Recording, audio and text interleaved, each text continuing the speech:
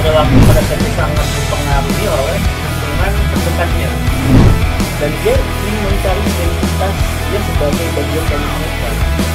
Itu kira-kira mana nih dalamnya nih, karena banyak juga nih kan gitu.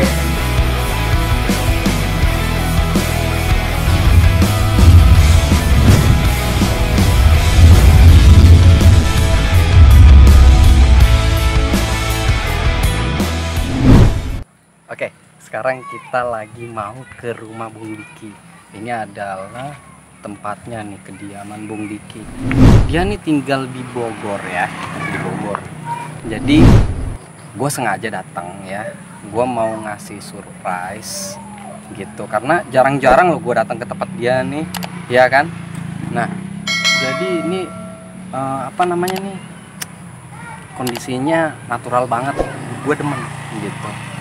Terus apa lagi ya, tempatnya yang kayak kebun-kebun gitu kan. Habis itu ya pokoknya gue demen deh. Nanti kita langsung aja nih ke sana nih ya. Tuh lihat tuh ke sana tuh. Tuh kebun-kebun tuh banyak banget tuh, ya kan. Cakep tuh. Habis itu sebelah sana juga tuh ada kandang tuh. Tapi yang menarik ini, walaupun begini juga Bro Diki nih temen gua, dia seorang psikolog ya. Dia satu profesi dengan gua. Gua mau minta pendapatnya nih. Gue jarang-jarang loh mau sedikit ngobrol apa ya, bercanda lah ya. Sengaja kita datengin ya. Oke, langsung aja kita sapa ya. Assalamualaikum. Nah, ini dia nih. Sudah lama. Alhamdulillah. Udah lama banget nih kita nggak ketemu nih sama Bung Diki. Udah berapa lama, Mas? Aduh, nggak tahu deh, semenjak COVID nih ya. Oke, nanti intinya ramai betul nih anak-anaknya. Iya, biasa. Iya. Kecil. Nanti kita lanjutin ngobrol Bisa, Mas. Ya. Oke. Nanti kita akan berbincang sedikit dengan Bung Diki. Oke. Sekarang kita sedang di kediaman Bung Diki. Jadi dia ini sahabat saya juga. Beliau banyak tahu tentang psikologi anak ya. Jadi kita mau ngobrol santai aja nih, ya kan. Kebetulan beliau juga seorang psikolog dari universitas di salah satu di Jakarta Pusat. Oke, langsung aja deh, kita nggak usah banyak ngomong ya. Oke, kita datangkan nih. Gimana, Bung Diki? Selamat sore. Selamat sore, Mas Akbar. Iya. Jadi kita mau ngobrol-ngobrol nih seputar tentang anak nih. Kebetulan kan banyak nih anak-anak yang udah terpengaruh oleh narkotika, ya kan, obat-obatan.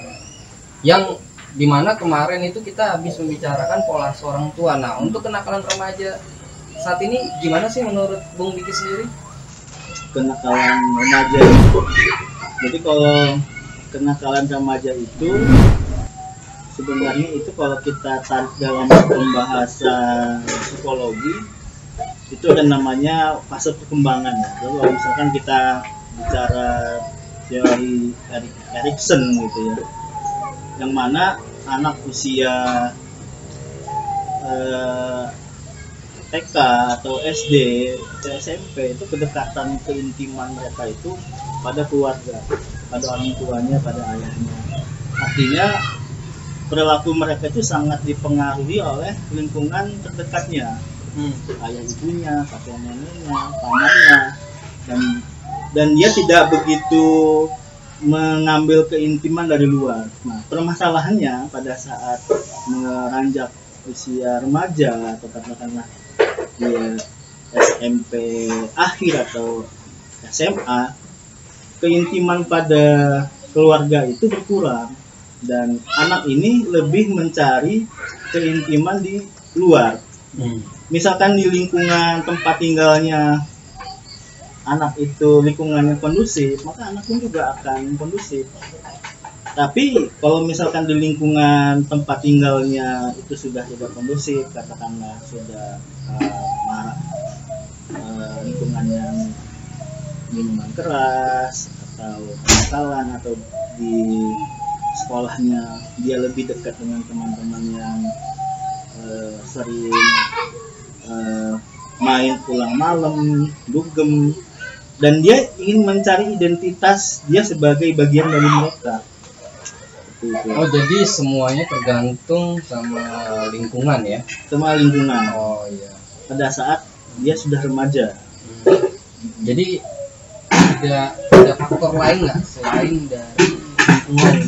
Karena kan kalau di ilmu psikologi ini kan banyak ya pengaruh-pengaruh dalam pembentukan perilaku ini. Selain dari lingkungan, ada lagi nggak sih? Selain dari lingkungan,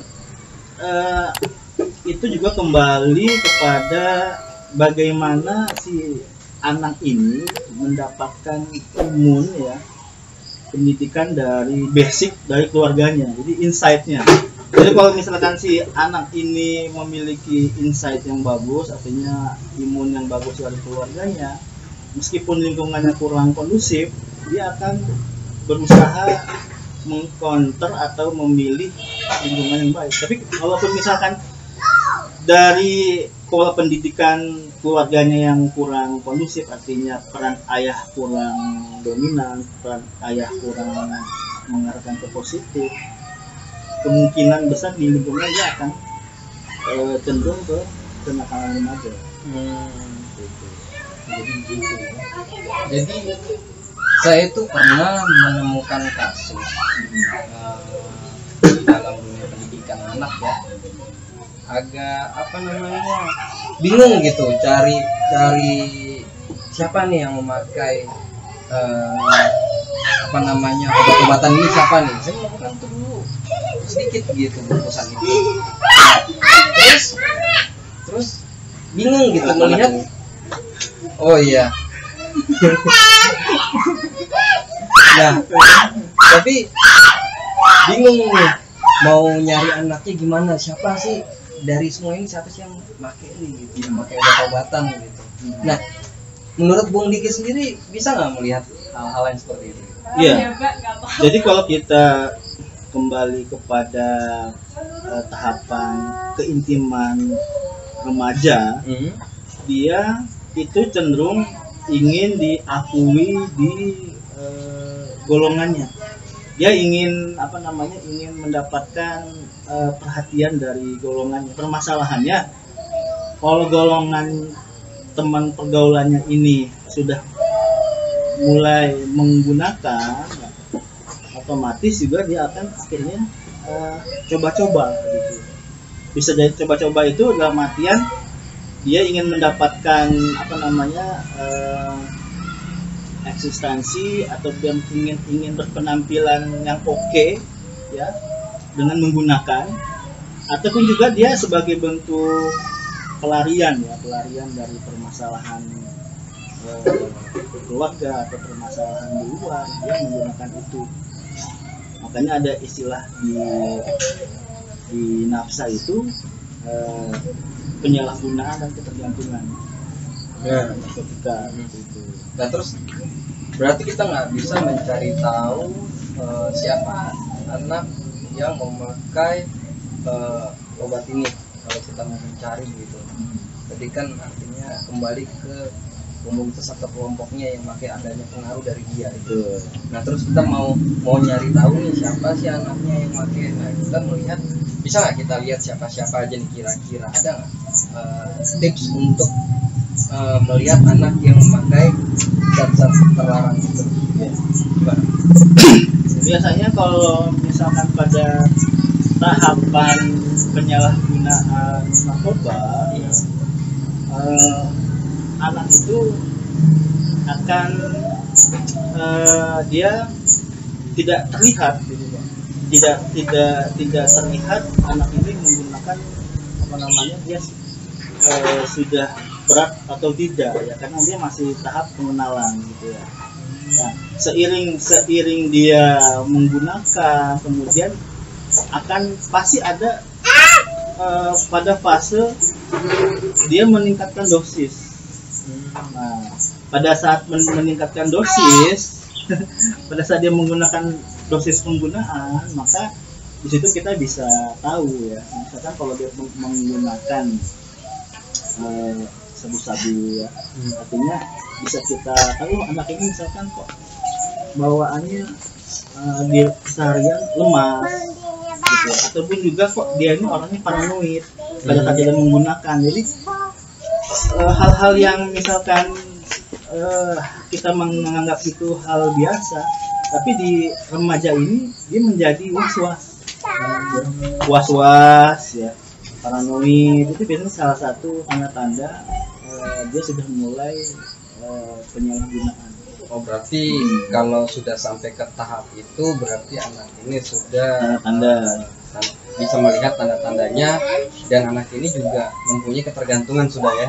Iya. Tapi kalau masih coba-coba itu nggak bisa kita lihat juga ya. Iya, masih penyalahgunaan. Nah terus Bung Diki ini kan punya anak nih dari tadi ya kan, warawiri ini. Ini kira-kira gimana nih Bung Diki untuk menjalaninnya nih, karena banyak juga nih kan gitu. Nah itu gimana tuh kalau diterapkan ilmu psikologinya ini di dalam keluarga? Iya. Itu gimana? Iya betul, saya 4 gitu. Jadi seperti yang saya bilang pada saat awal tadi itu,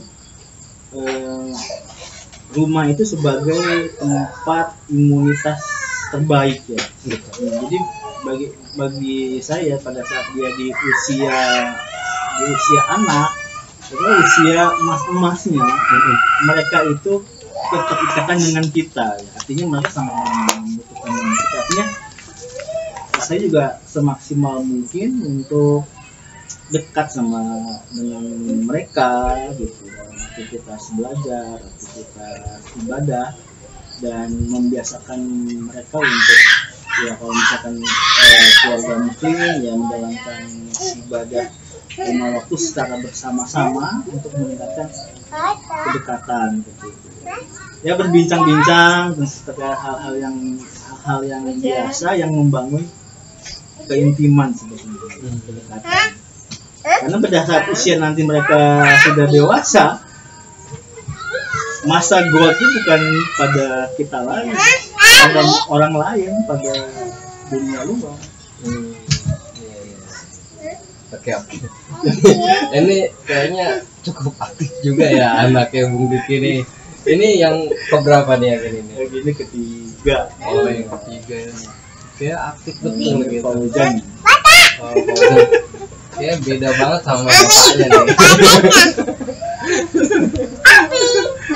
Soalnya ini kita podcastnya di rumah ini. Iya. Akhirnya di tempat yang lain. Iya. Tapi lebih natural aja ini Mas ya. Iya. Apa namanya? Menarik juga ini. Lucu ya. Aduh. Tapi anak-anaknya Bung Diki ini sampai keluar ya kalau main gitu. Sampai keluar juga, cuma karena posisi rumahnya agak sejalan, jadi mereka lebih banyak bermain di sekitaran rumah di luar jalan. Oke deh, kayaknya nanti kita berbincang-bincang lagi ya seputar kenakalan remaja. Iya. Kayak hari juga udah mulai sore nih Bung Diki, jadi kita tutup aja ya. Ya. Oke, terima kasih kepada teman sejawat saya nih Bung Diki nih yang udah sedikit memaparkan, bercerita tentang kenakalan remaja. Jadi next di season berikutnya kita akan bercerita tentang psikologi anak, pola asuh orang tua sudah, kenakalan remaja, mungkin nanti kita akan bawakan lagi. Oke deh, Bung Diki. Dari tadi kita udah ngobrol-ngobrol panjang. Iya. Ini kayaknya udah pasang kode nih. Kayak gue disuruh pulang sama anaknya ya. Oke deh, Bung Diki. Kita main lagi kan ya. Oke semua. Bye bye. Dadah. Yuk. Ayo Bung Diki, pamit dulu. Makasih ya. Assalamualaikum.